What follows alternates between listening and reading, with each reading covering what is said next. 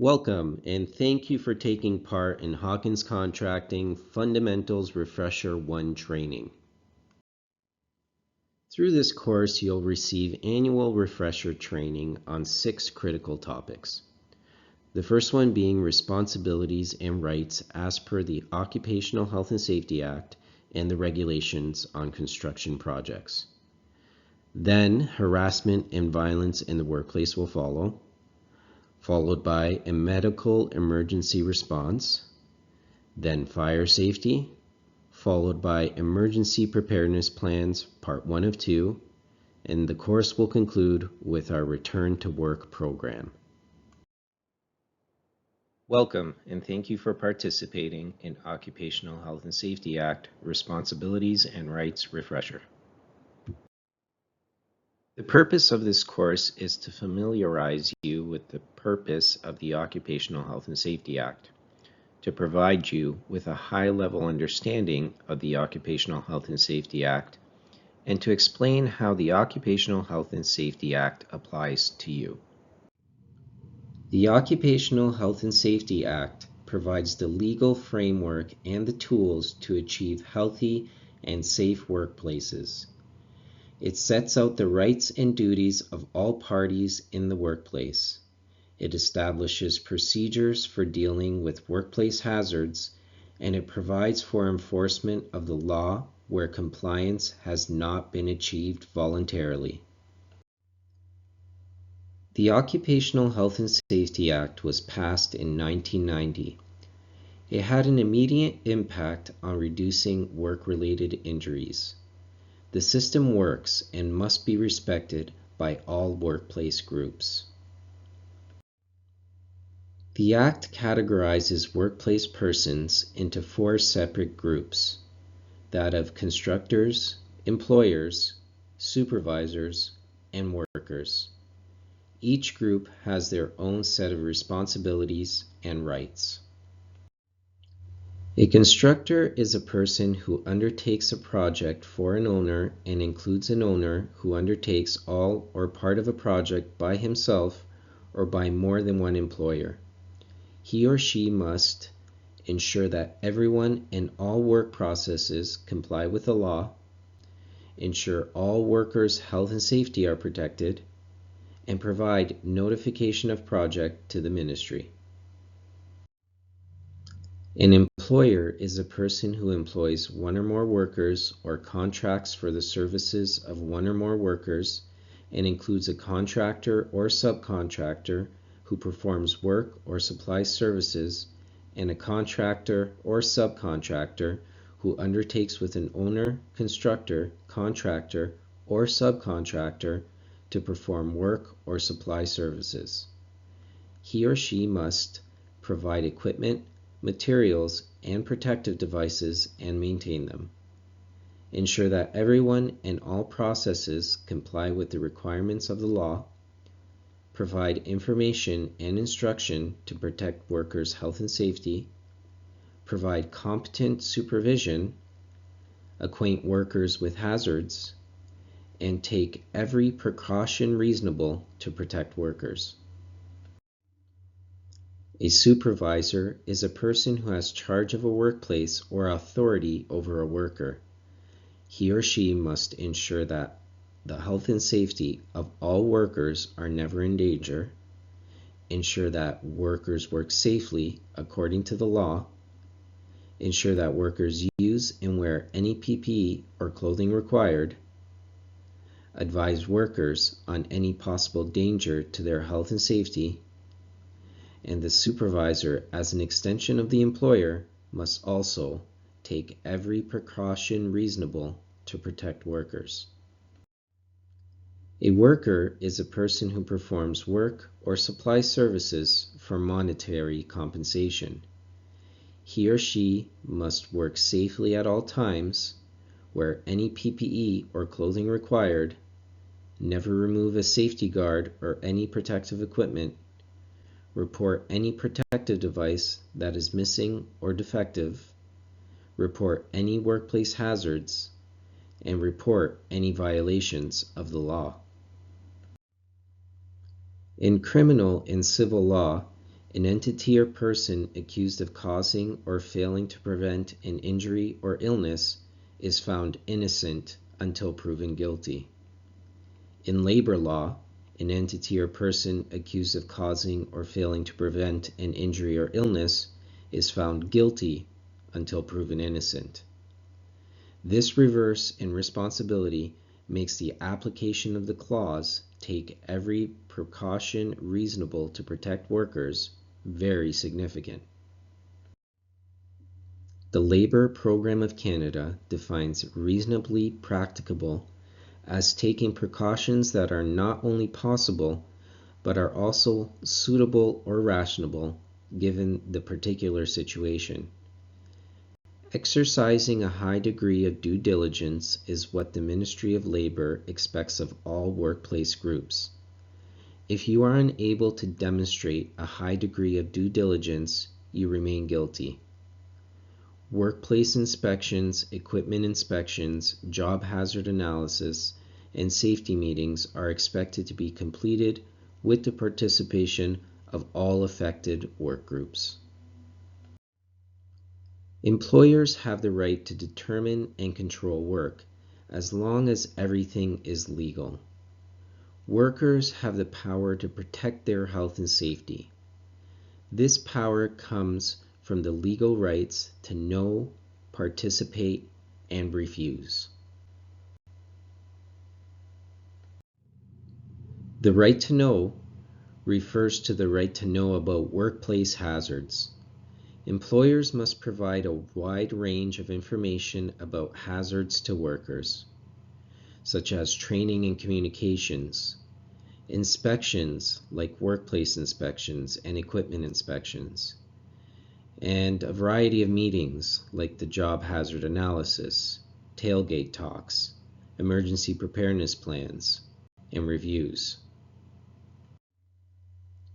The right to participate refers to workers having the right to make health and safety recommendations. It is the employer's responsibility to provide avenues in which this is possible. In your case, HCSL maintains a compliant Joint Health and Safety Committee where workers elect their representative. HCSL has health and safety representatives on sites with 6 or more workers. And HCSL encourages worker participation in job hazard analysis, workplace inspection reports, incident and accident investigations, and a variety of health and safety reviews. The right to refuse refers to workers having the right to refuse work if they believe it endangers their health and safety or the health and safety of others. The matter is investigated and resolved to the satisfaction of the employee and the employer, even if it means requesting the involvement of the Ministry of Labour. In summary, all workplace parties have strict responsibilities and rights towards maintaining a healthy and safe workplace. All workers have the rights to know about workplace hazards, participate in workplace health and safety functions, and refuse unsafe work. Welcome, and thank you for taking part in Harassment and Violence Refresher Training. The purpose of this training is to assert that workplace harassment and violence is not only unwelcome, but in most cases illegal. To refresh on key aspects of Bills 168 and 132, to promote safety and positivity in our workplaces, and to prepare to mitigate and respond to possible incidences of harassment and violence. Harassment is defined as objectionable conduct that creates a risk to the health of a worker or severe conduct that adversely affects a worker's psychological or physical well-being. There are 2 forms of harassment. The first is workplace harassment, which is engaging in a course of vexatious comment or conduct against a worker in a workplace that is known or ought reasonably to be known to be unwelcome. This is conduct that is oriented often around race, ethnicity, color, place of birth, citizenship, ancestry, creed, or simply personal characteristics. The second form of harassment is workplace sexual harassment, which is engaging in a course of vexatious comment or conduct against a worker in a workplace because of sex, sexual orientation, gender identity, or gender expression, where the course of comment or conduct is known or ought reasonably to be known to be unwelcome, or making a sexual solicitation or advance where the person making the solicitation or advance is in a position to confer, grant, or deny a benefit or advancement to the worker and the person knows or ought reasonably to know that the solicitation or advance is unwelcome. Harassment comes in many forms. Some examples are verbal or written abuse or threats, personal ridicule, malicious or uncalled for interference with another's work, spreading malicious rumors, questions or discussions about sexual activities, sexual advances, rough and vulgar humor or language, and sharing vulgar or explicit messages or materials. Other examples of harassment include stalking, which is a very serious form of harassment, bullying, whose behaviors are also harassment, discrimination, which is another form of harassment, and gossip is often harassment. A special note, using social media, even with a personal account, to make negative or accusing comments is no different than doing it in a public space, and therefore can also be harassment. It is important not to confuse constructive behavior with harassment. Reasonable day-to-day actions by a manager or supervisor that help manage, guide, or direct workers or the workplace, and appropriate employee performance reviews or discipline by a supervisor or manager is not harassment. Violence is defined as the use of physical force, an attempt to exercise physical force, the threat of physical force, or disruptive behavior that causes or intends to cause harm. Violence comes in many forms. Some examples are hitting or pushing, verbally threatening to physically injure a worker, written threats, notes, or emails, shaking a fist, wielding a weapon, sexually assaulting a worker, attempting to run down an employee using vehicle or machinery, and yelling or swearing without explicit threats could be deemed a threat of violence. Harassment, like violence, is against the law. The Ontario Human Rights Code states, all employees have the right to work in an environment free from harassment and discrimination.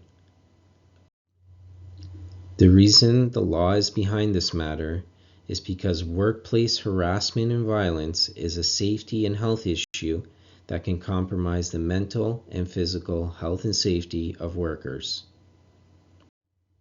The specific effects that harassment and violence can have on the individual are numerous. Some examples are impaired concentration or capacity to make decisions, which could lead to safety hazards, such as a lack of attention when working with dangerous equipment, distress, anxiety, sleep loss, or the potential for substance abuse, physical illness and injury, and reduced work performance. Harassment and violence in the workplace also has numerous negative effects on the workplace itself, such as reduced efficiency and productivity due to poor staff morale, increased stress and tensions between workers, high absenteeism rates, higher turnover resulting in higher recruitment costs, and higher levels of client dissatisfaction. The primary individual controls that we all must put in place to combat workplace harassment and violence are first to act in a reasonable manner in the workplace. Remember, what one person might find amusing, another might find offensive. Promote positivity, safety, and mutual respect. Report if harassment or violence is observed or experienced. Talk to your supervisor, manager, or the health and safety manager. Remember, you have options on who you would prefer to speak to. Comply with and apply our policies and procedures on harassment and violence. In other words, we must conform to Bills 168 and 132. And refuse work that is unsafe due to the risk of harassment or violence. Bring refusals forward to your supervisor or manager. If an incident of harassment or violence occurs in your workplace, the Emergency Preparedness Plan provides a response plan for acts of violence and harassment. Ensure the Emergency Preparedness Plan is complete, posted, and reviewed by all workers. Hawkins Contracting Services has a zero-tolerance policy when it comes to harassment or violence in the workplace. Acts of harassment and violence must be dealt with strongly. Punishment may include termination. In summary, it is everyone's strict duty to have a heightened awareness of what constitutes harassment and violence in the workplace. It's everyone's strict duty to be courteous and positive in the workplace. It is everyone's strict duty to support victims of harassment and violence, and it is everyone's strict duty to report all cases of harassment and violence. Welcome, and thank you for participating in Medical Emergency Response Training. This training does not prepare you to perform first aid or CPR. The training is a high-level summary on how to respond to a medical emergency in your workplace. The training addresses basic preparations, execution procedures, and post-execution procedures. Without preparation, medical emergency response will likely be unsuccessful. Many items must be addressed in advance. Where is the nearest first aid kit? Who is the first aider on shift? Where is the muster point in the event of an evacuation? How do you protect yourself from illness when attending to a medical emergency? If someone is found unconscious, what do you do? These are some of the many questions that must be addressed in advance. Preparedness begins with ensuring there is a minimum of one certified first aider in the workplace at all times. A job hazard analysis will determine which are the most likely medical emergency situations that could affect your workplace.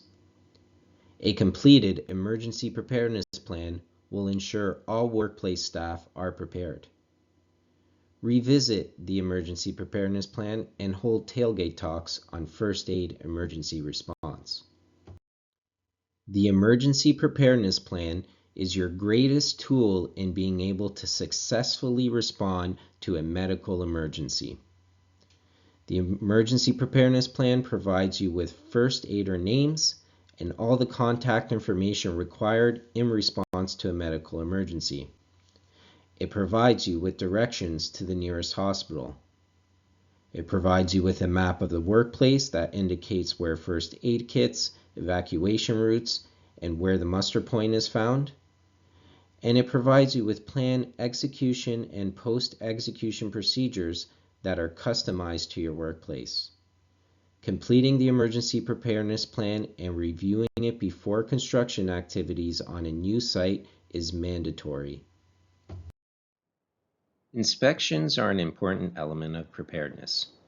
Inspect first aid kits a minimum of once per month. Check all kits in your workplace, and remember all trucks have first aid kits. If the kit is short on any supplies, request replacements. Inspect the usage sheet to ensure it is being used and filled in accurately. Record your inspection findings on the kit's inspection log along with the monthly inspection report template on eCompliance. And inspect your emergency preparedness plan and muster point sign. Are they where they should be? Responding to a medical emergency situation can be summed up in 3 simple words: check, call, and care. The first step of check refers to determining if the scene is safe. If the scene is unsafe, move to safety if possible. Try to determine what happened. Determine the number of victims. Search the area, as some victims may not be close to the scene. And determine if anyone in the area is able to help. Yell if needed. The call step refers to calling 911 or the local emergency number. Make sure you have the following information: phone number of the phone you're calling from, your name, what happened, the number of victims, and their conditions and the first aid given. And always remember, don't hang up until the dispatcher tells you to. You've checked, you've called, now you may care for victims. First aiders will provide care when there are others who are able to help but are not certified. Non-certified persons may assist the first aider. Always care for life-threatening emergencies first. Remember to get consent from the victim. However, consent is implied if the victim is unconscious. Following the check, call, care process, you must report the incident. This begins with logging first aid kit usage. This is a very important and mandatory record that can help you long after the time of an injury. Log usage even if the injury is minor, such as a bandage for a paper cut. Take notes of medical emergency events so you can provide accurate information when asked. And complete an incident investigation report on eCompliance. In summary, your emergency preparedness plan addresses all the important information required to respond to a medical emergency. Make sure it is complete, posted, and reviewed by all. Know the emergency procedures and evacuation routes. Log all first aid kit usage. Inspect first aid kits every month. Ensure at least one first aider is present at all times. Before caring for victims, check the scene for hazards, then call emergency services. Promptly and thoroughly report all medical emergencies. Welcome, and thank you for participating in fire safety training. The purpose of this training is to provide you with the knowledge required to identify the different fire types, identify and use the different fire extinguisher types, effectively respond to a fire emergency, and to perform fire watch duties. All fire safety training must begin with the combustion process. There are 3 components to a fire. That's oxygen, heat, and fuel. You need all 3 components to start a fire, and fire extinguishers remove one or more of these components. There are 5 classes of fires. The 4 common ones are A, trash, wood, and paper, which typically involves wood, paper, cloths, and other items of this nature. B, liquids and grease, which typically involves gasoline, oil, grease, or other solvents. C, electrical equipment, which typically will involve electronics such as computers, fax machines, or other energized electrical equipment. And D, combustible metals. So this will include metals such as magnesium, sodium, potassium, titanium, or any other flammable metals. The 5th fire class is Class K. These fires involve combustible oils, lard, and fats in commercial cooking. Familiarity with the anatomy of a fire extinguisher is very important. Different classes of fire require different fire extinguishers, but they're all very similar, such as this one here. It has a discharge lever, it has a discharge locking pin and seal, a discharge hose, a discharge nozzle with a discharge orifice at the end of it, a pressure gauge, although that is not found on a CO2 extinguisher. Next to that is a carrying handle. Below that, the data plate, which is on the body. To combat Class A fires, you would use a pressurized water fire extinguisher. They are 2.5 gallons, which gives you up to 1 minute of discharge time. It has a pressure gauge to allow visual capacity check. It has a 30 to 40 foot maximum effective range. It can be started and stopped as necessary, and it extinguishes by cooling burning material below the ignition point. A carbon dioxide fire extinguisher is used on Class B or C fires. They're anywhere from 2.5 to 100 pounds, which would give you a discharge range of 8 to 30 seconds. They have no pressure gauge. Capacity is verified by weight only. They have a 3 to 8 foot maximum effective range. They extinguish by smothering burning materials, and their effectiveness decreases as temperature of burning material increases. Multi-purpose dry chemical fire extinguishers are good for use on Class A, B, or C fires.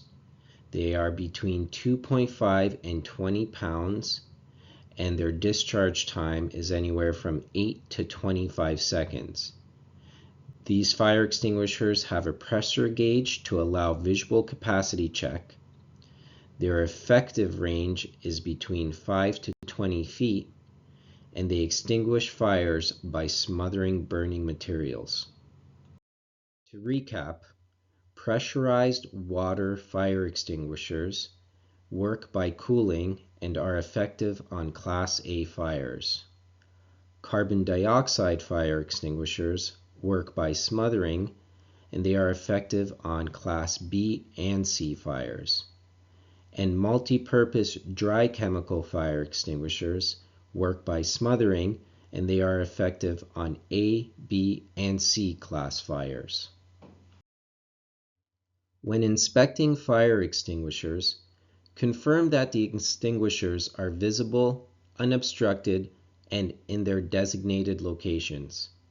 Verify the locking pin is intact and the tamper seal is unbroken.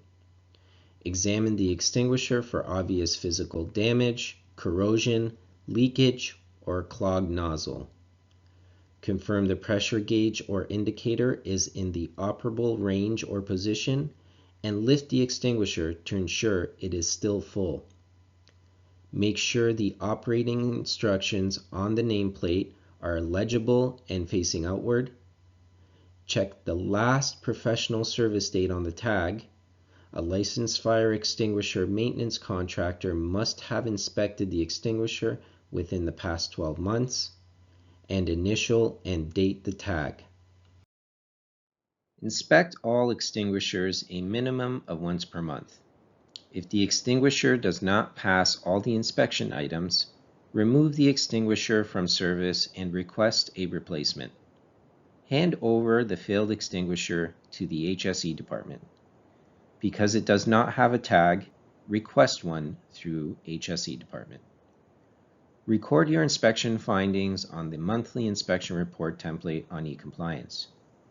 You should have ABC extinguishers in your workplaces.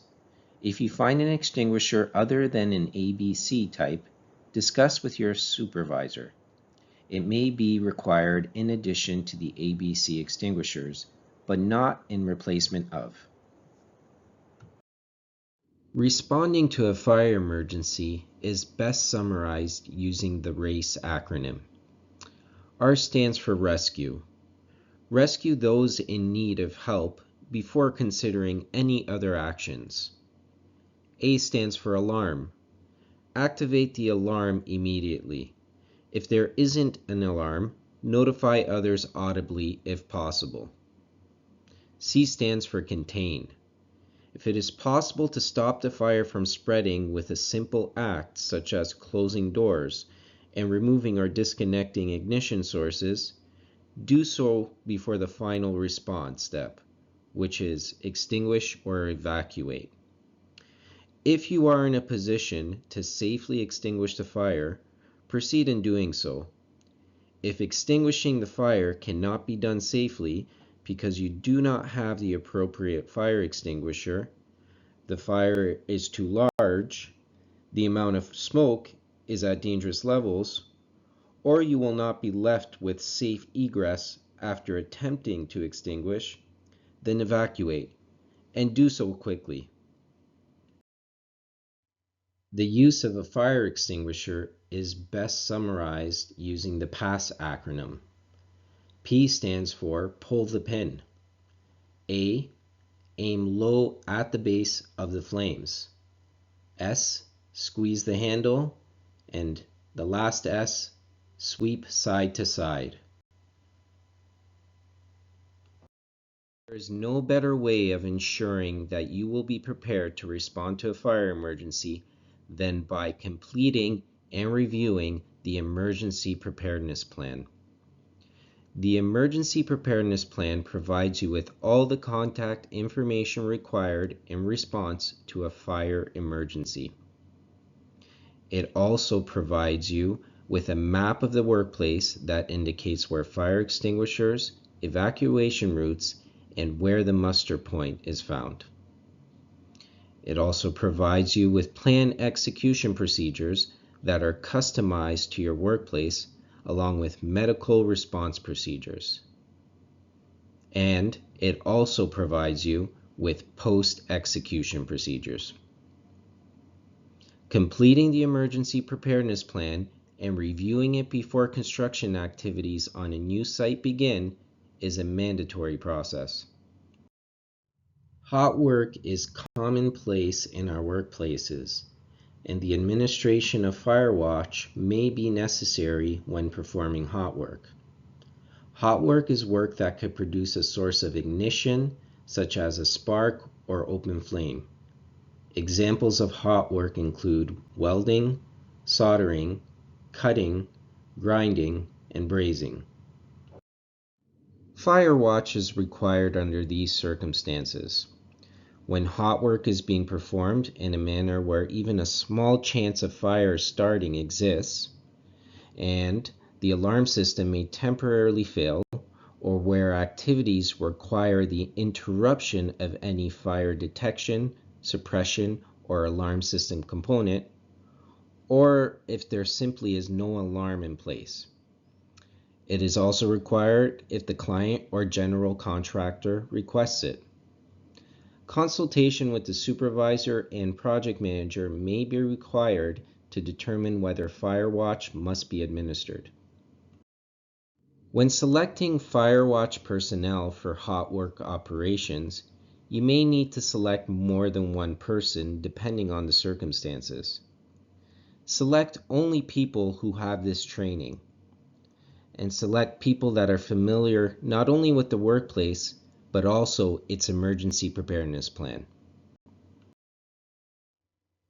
When performing fire watch for hot work operations, have fire extinguishing equipment readily available.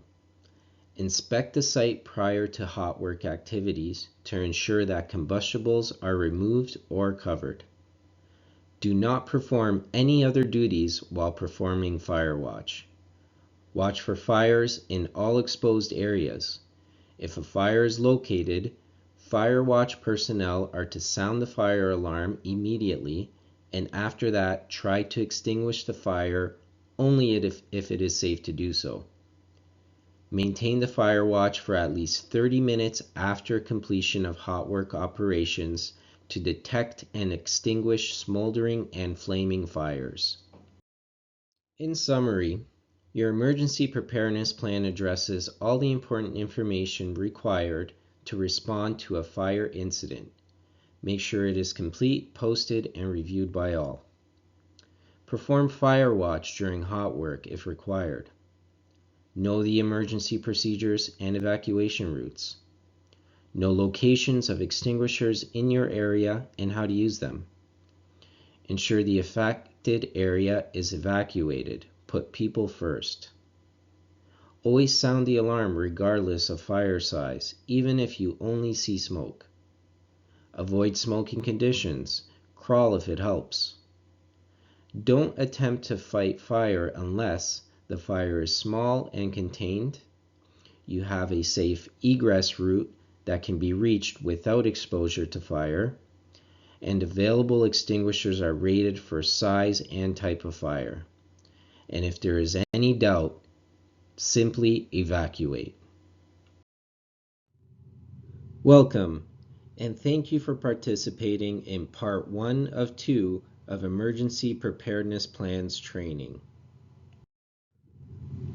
Despite planning to avert all emergency scenarios, we must be prepared to act in the event that our planning fails. The Emergency Preparedness Plan is our resource in such cases. In this training, we will examine the emergency preparedness plans within the Emergency Preparedness Plan document that are applicable to all workplaces, office, shop, and construction sites. We will discuss how to properly complete the EPP document, discuss how to properly maintain the EPP document, and determine when each workplace must discuss or practice their plans. Emergency preparedness plans are required in all workplaces. As per the Occupational Health and Safety Act, a constructor shall establish for a project written procedures to be followed in the event of an emergency and shall ensure that the procedures are followed at the project. Some exceptions to completing the EPP document exist for small projects of short duration. Consultation with the Health and Safety Manager is required for exceptions. All workplace staff must have a say in the completion of the emergency preparedness plan. The contractor, subcontractors, on-site or near neighboring client, businesses, residents, and any other stakeholders that are engaged in on-site activities may need to be included in the preparation of the plan. All plans must be reviewed and the acknowledgement sheet signed by all workplace staff, including subcontractors and regular or long-stay visitors, prior to taking part in any work activities. It is at the discretion of the site supervisors whether visitors need to review the emergency preparedness plan or if an oral presentation of its contents will suffice. Emergency preparedness plans are completed using the best possible information at the time. If the workplace conditions or scope of work changes, you must review the EPP and determine whether it requires revision. All EPPs require review and revision a minimum of once per year. When a revision takes place, advise all workplace staff of the changes. When EPPs are first completed or revised, it is best practice to use the Tailgate Talk Emergency Preparedness Plan template on e-compliance. Completed EPPs must be posted conspicuously to the Workplace Safety Board, or, if there is no safety board, it must be kept in the project binder. The Emergency Preparedness Plan is an extensive document that provides response procedures should the following emergencies occur: medical emergency, fire emergency, power line contact, trench rescue, confined space emergency, severe weather and natural disasters, chemical spill, fall arrest suspension, and violence or harassment. In this presentation, we will elaborate on the 4 highlighted plans. The Emergency Preparedness Plan begins with the Emergency Contact Sheet on page 1. This sheet must be completed. Fill in all blank fields, especially the contact information for the emergency coordinators, and it must be posted to the safety board or kept in the project binder. The next important piece of information is the nearest hospital sheet on page 3. Copies of direction to the hospital with a map are provided. Ensure these copies are posted to the safety board or kept in the project binder. Section 2 is the Evacuation Routes and Emergency Devices sheet. It must be completed first on the left, where you'll identify the communication method that's used in the event of an emergency, and then identify the search personnel by zone. To the right of that, you'll draw a map of the workplace where you will identify the emergency devices and where they are found. You'll divide the workplace into search zones. You'll identify the evacuation routes, if any are needed, and the muster point. This sheet must be visibly posted on the project board or kept in the project binder. It must be presented to all staff, subcontractors, and visitors. Section 3, found on page 5, is the Medical Emergency Plan. It applies to all workplaces and provides execution procedures that are consistent with the training in the Medical Emergency Response course of the Standard Orientation Program. It provides post-execution procedures, and it provides space to identify site-specific emergency notes that may be required to supplement the provided plan. Familiarity with this plan is crucial. Response times are optimized, which means it could save a life. Section 4 on page 6 of the Emergency Preparedness Plan is the Fire Emergency Plan, and it applies to all workplaces. This plan provides you with execution procedures that are consistent with the training in the fire safety course on your standard orientation. It also includes post-execution procedures and a space to identify site-specific emergency notes that may be required to supplement the provided plan.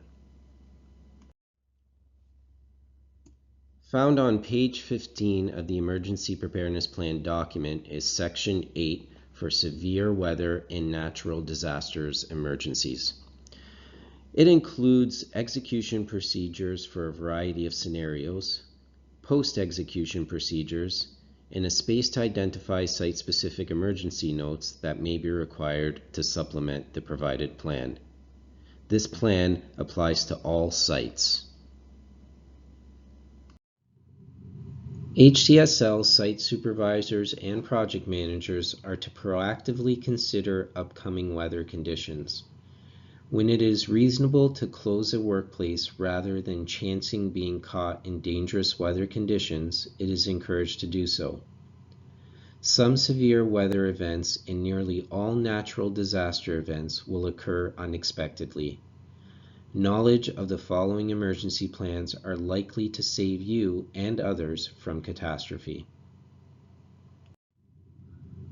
When a tornado warning is issued and safely fleeing the affected area is not possible, seek inside shelter. Consider the following: small interior rooms on the lowest floor and without windows. Hallways on the lowest floor away from doors and windows. Rooms constructed with reinforced concrete, brick, or block with no windows. Stay away from outside walls and windows. Use arms to protect head and neck. And remain sheltered until the tornado threat is announced to be over.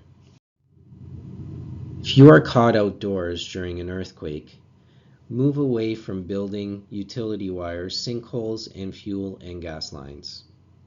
The greatest danger from falling debris is just outside doorways and close to outer walls. Once in the open, get down low to avoid being knocked down by strong shaking, and stay there until the shaking stops. If you are in a vehicle during an earthquake, stop as quickly and safely as possible. Move your vehicle to the shoulder or curb away from utility poles, overhead wires, ditches, and under overpasses. Stay in the vehicle and set the parking brake. Turn on the radio for emergency broadcast information. A vehicle may move violently on its springs, but it is a good place to stay until the shaking stops.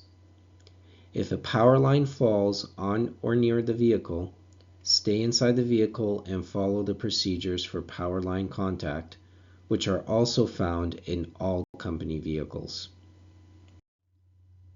If an earthquake strikes while you are in equipment, stop the equipment as quickly and safely as possible. Lower the equipment's attachments. Choose the safer of the two procedures for outdoors and in a vehicle.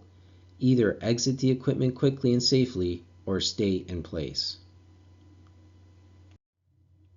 If an earthquake strikes while you are indoors, stay where you are until the shaking stops.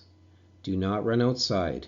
Do not get in a doorway, as this does not provide protection from falling or flying objects, and you may not be able to remain standing. Drop down onto your hands and knees so the earthquake doesn't knock you down. Cover your head and neck with your arms to protect yourself from falling debris. If you are in danger from falling objects and you can move safely, crawl for additional cover under a sturdy desk or table. If there is low furniture or an interior wall or corner nearby and the path is clear, these may also provide some additional cover. Stay away from glass, windows, outside doors and walls, and anything that could fall, such as light fixtures or furniture. Hold on to any sturdy covering so you can move with it until the shaking stops. Stay where you are until the shaking stops. If getting safely to the floor to take cover won't be possible, identify an inside corner of the room away from windows and objects that could fall on you. Get as low as possible to the floor.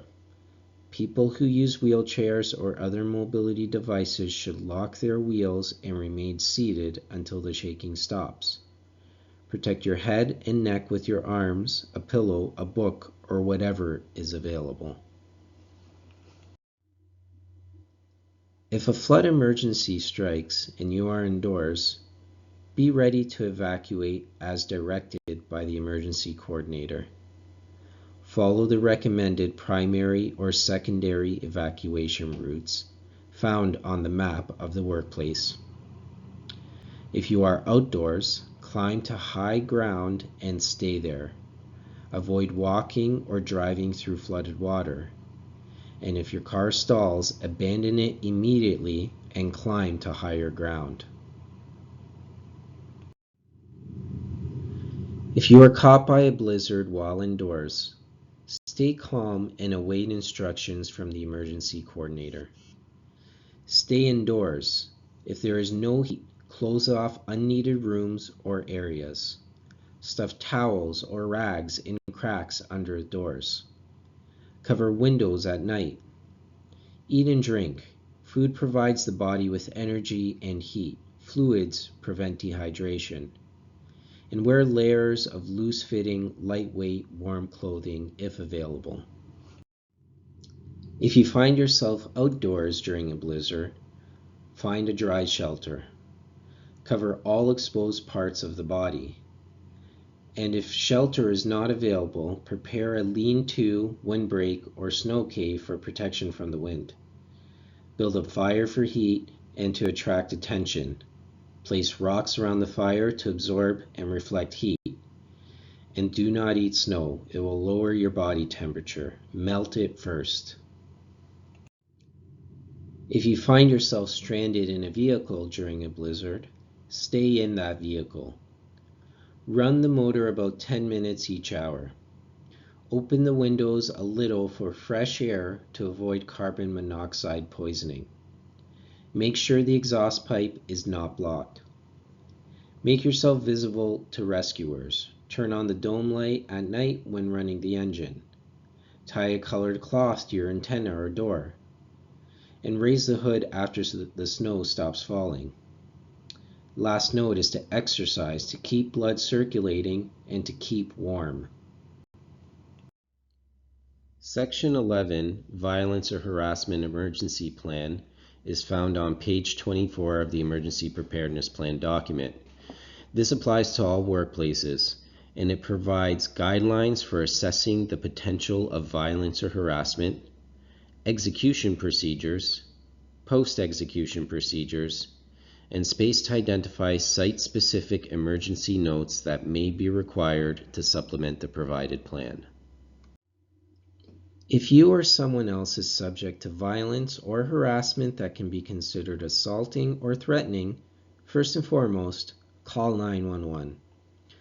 Following the call to emergency services, first, if the supposed assailant is still on scene and posing a risk, and intervening may preserve the safety of others, do so only if it doesn't endanger your own safety. Make the intervention a coordinated effort involving as many other people as possible. Do not try to apprehend the assailant. Be calm and attempt to talk down the situation. Advise that it is best for them to stand down and wait for professional intervention to arrive. Second, the coordinator shall seek first aid and medical treatment for all those injured. Advise 911 of the need for medical treatment. Third, advise 911 of the need for crime investigation. Fourth, the coordinator must take control of the scene until emergency services assumes control. Relinquish control and support emergency services when they arrive as required by them. 5. Preserve the scene. Do not allow anyone to touch anything. 6. Identify witnesses, especially if they cannot or will not remain at the scene. 7. To the extent possible, ensure that information received remains confidential. 8. The coordinator may seek additional assistance if needed. All workplace staff that is not part of the investigation must be prepared to aid. 9. Restore order and safety to the work area. 10. Involved employees must be stationed in separate rooms or areas. Order involved employees to leave the workplace if appropriate. If an employee refuses, call the police if you have not done so already. And 11. Advise management of the incident and the stage of the emergency plan that you are in. For all the emergency plans we've just discussed, in all cases where an emergency plan has been executed, when the emergency response is over, post-execution procedures must begin. For each emergency plan, there are specific post-execution procedures provided in the EPP document. Common to all the emergency plans are the following post-execution procedures. Investigate the incident and complete the appropriate report on e-compliance. Take photos and notes in abundance. Preserve incident properties for investigative purposes. Keep detailed records of all interactions with emergency services personnel. And determine whether the emergency plan was properly observed. Before we conclude this presentation, we must address a couple of housekeeping notes. All the emergency plans within the EPP document provide space to add site-specific notes. The need for site-specific notes must be carefully considered. The EPP is extensive but still generic in its contents. A common example of a site-specific note is prescribing the need to send someone to the roadside to flag an emergency personnel because the site is not visible from the nearest road. Be sure to use these spaces to fill the gaps in the plan. Drills must be conducted for specific emergency plans within the Emergency Preparedness Plan document when the likelihood or severity is higher than what would be common in our workplaces. For example, conducting drills for emergency power line contact would not be necessary because equipment must periodically pass under power lines. However, if the equipment is actively working under power lines which it can make contact with, conducting a drill is necessary. In all cases where it has been determined that drills must be conducted, the drills must be performed no less than once every 3 months. When revisiting the EPP or performing an emergency plan drill, use the Tailgate Talk Emergency Preparedness Plan template on e-compliance. In the case of the office, annual fire drills are required as per fire code. In summary, the Emergency Preparedness Plan is an important, legally required document. It must be completed and reviewed by all staff prior to commencing work activities.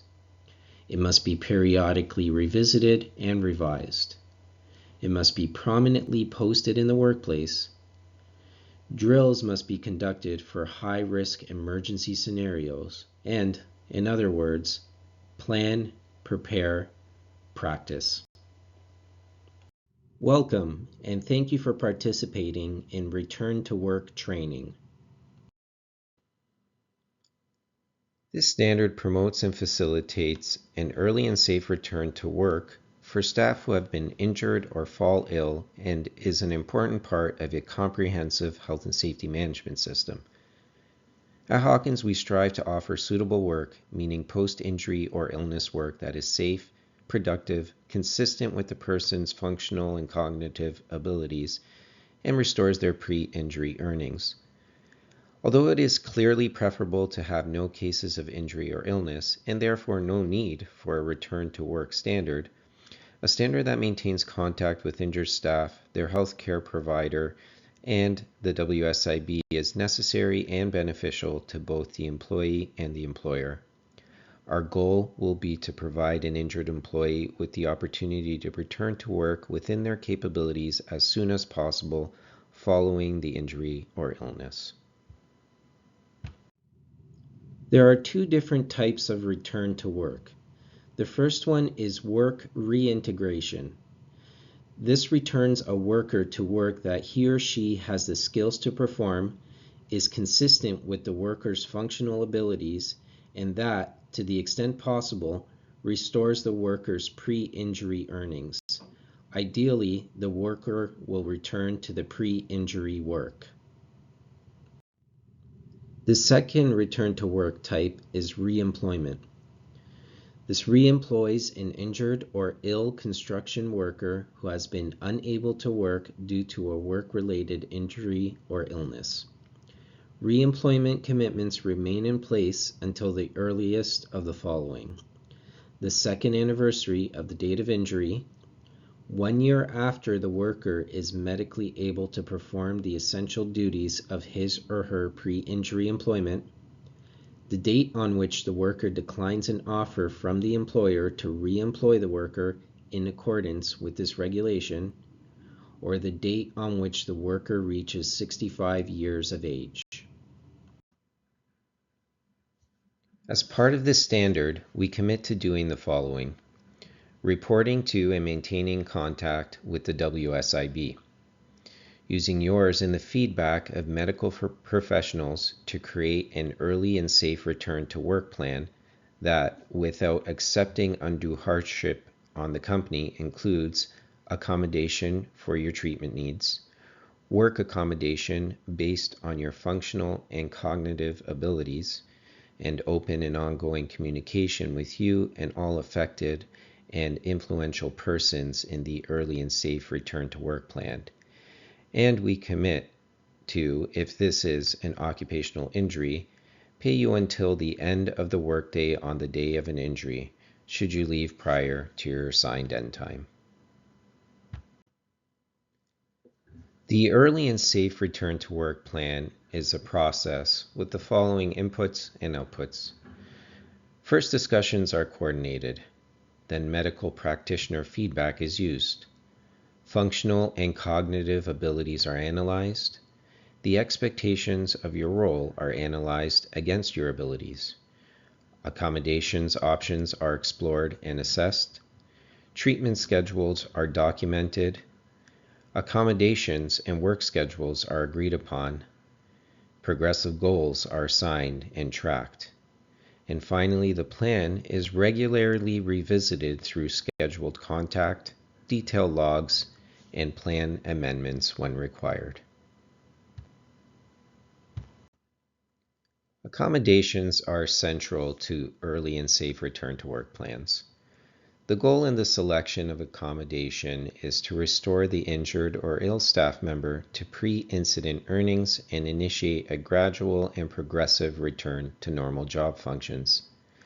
Accommodation will be prescribed using the following hierarchy: pre-injury illness role, pre-injury illness role with accommodations, suitable available duties in their department, suitable available duties in other departments, other available work, and hybrid of 2 or more work models.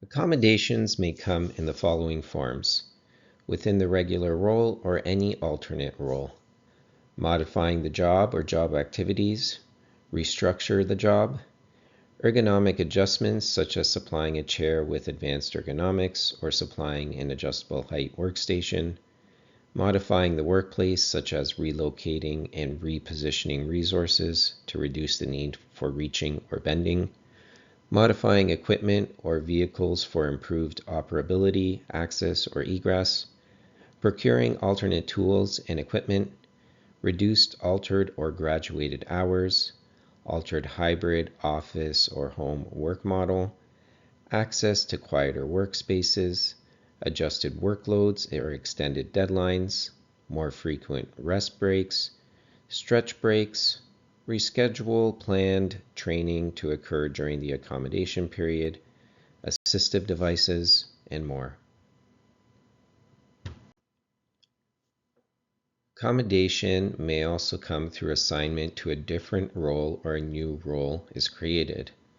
This could mean assignment to a comparable or alternate role, exchange duties with another similar role, making the new role more suitable, expand the role and supply regular help for the tasks that require accommodation, manageable and light housekeeping or repair duties, and pickup or delivery duties.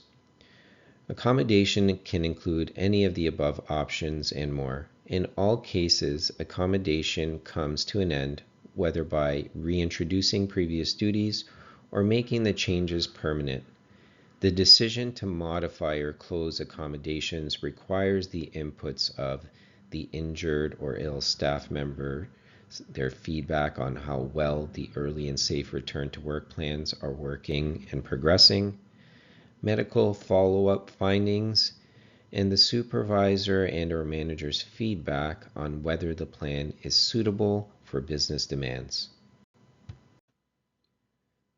When accommodating an employee is not possible, Hawkins shall assist the staff member as best we can in acquiring an alternative means of eligible support, which may include WSIB loss of earnings benefits, WSIB healthcare benefits, WSIB work transition services, WSIB permanent impairment benefits, insurer short-term disability benefits, insurer long-term disability benefits, employment insurance sickness benefits, Canada Pension Plan disability benefits, or Ontario Disability Support Program. WSIB loss of earnings benefits are the most common type of support. We pay WSIB premiums to ensure you are compensated for loss of earnings in cases where accommodation is not possible. If you are unable to return to work immediately after your injury or illness and your WSIB claim is approved, this compensation begins on the day following the date on which you suffered the injury or illness. WSIB pays workers 85% of their take-home pay if they cannot work because of work-related injury or illness, up to a maximum insured wage of $112,500 in 2024. This pay is adjusted annually for inflation. Benefits continue until you are no longer impaired by your work-related injury or illness, or until you no longer have a loss of earnings, or until you reach age 65. Should there be any disputes in the early and safe return to work planning process and the post-planning process, the resolution of disputes will require the injured or ill staff member to notify the Health and Safety Department of the concern or dispute. The staff member is encouraged to identify potential solutions. Concerns or disputes will be documented in the progress report section of the Early and Safe Return to Work Plan. The Health and Safety Department will investigate the concern and discuss possible solutions with the staff member. If both parties are in agreement, the Early and Safe Return to Work Plan is updated and the solution is implemented. A copy of the revised plan is provided to all affected parties. If the concern is found to not be resolved following the renewed agreement, the Health and Safety Department must be notified and the dispute resolution process will be restarted. The Health and Safety Department will investigate the concern and consider possible solutions with the staff member and the supervisor and/or manager. If all parties are in agreement, the Early and Safe Return to Work Plan is updated and the solution is implemented. A copy of the revised plan is provided to all affected parties. The dispute resolution process may require the Health and Safety Department to seek clarification or input from the staff member's healthcare professional, seek clarification or input from the WSIB or disability case manager if applicable, refer the staff member for an independent medical examination, refer the staff member for a functional abilities evaluation or cognitive abilities evaluation, request an ergonomic assessment, request a referral to a WSIB return to work specialist or work transition specialist to facilitate a resolution. If the staff member's concerns or dispute is not resolved, they may pursue an appeal with the WSIB or disability insurer, pursue a complaint with the Ontario Human Rights Commission, or apply for WSIB or disability benefits. Now let's explore our duties when it comes to implementing and maintaining this standard, beginning with everyone. Notify the supervisor or manager immediately of any injury or illness. Choose a doctor or qualified practitioner, and take note that a change in doctor cannot be made without permission of WSIB. Participate in early and safe return to work plan planning and upkeep, returning to work with a completed WSIB functional abilities form as soon as possible. Stay in general contact with management, WSIB, and health practitioners as required. Provide WSIB with information relating to injury progress as required. And keep and share all required medical records needed to document and plan early and safe return to work plans.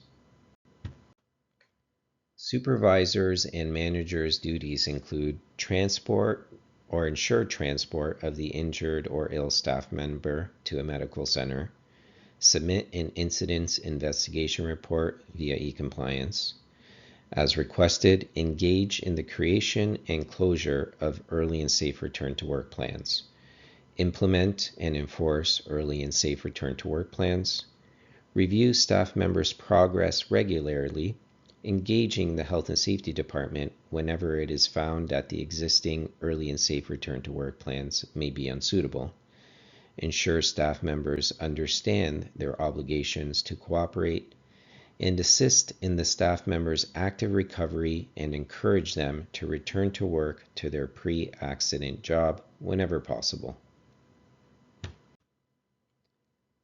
Senior management and health and safety department duties include initiate the return to work standard as soon as possible using the early and safe return to work plan document, complete and implement early and safe return to work plans, including but not limited to assessing, securing, and implementing accommodations as per medical practitioners' assessments of functional and cognitive abilities, correspond with WSIB, and provide claim information as required, review staff members' progress regularly, meeting and discussing with them at regular intervals during the early and safe return to work plan to determine plan effectiveness, assist in the staff members' active recovery and encourage them to return to work to their pre-injury or illness job whenever possible, maintain formal and informal logged contact with injured or ill staff members to ensure the continued suitability of early and safe return to work plans,